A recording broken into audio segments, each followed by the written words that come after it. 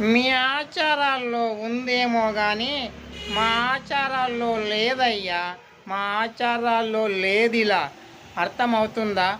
పాతికేళ్ళ నా తమ్ముడు పాతికేళ్ళ నా తమ్ముడు ఇంకా పెద్ద మనిషి కాలేదయ్యా. పెద్ద మనిషి కాలేదు. ఇది నిజం. ఇది పచ్చి నిజం. మీకు కూడా తెలిసే ఉంటుంది కదయ్యా. పెళ్లి చూపులకు వచ్చిన మీరందరూ కూడా పెద్ద మనుషులే కదయ్యా. పెద్ద మనిషి కానీ పిల్లోడికి ఎలా పెళ్లి చేస్తారయ్యా? ఎలా పెళ్లి చేస్తారు? అర్థమవుతుందా? డాక్టర్ కూడా చూపించి ఉండాంలే.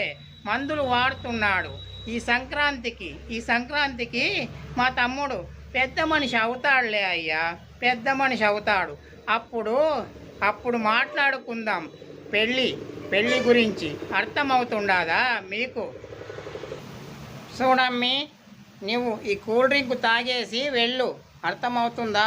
మళ్ళీ నీ బావ ఆఫీస్ నుంచి వచ్చాక నీకు కూల్ డ్రింక్ తాపలేదని మాకే రెండు తిట్లు తిట్టిపోతాడు. అర్థమవుతుందా? అందుకే నువ్వు సంక్రాంతి వచ్చేదాకా కాస్త ఓపిక పట్టరాదు.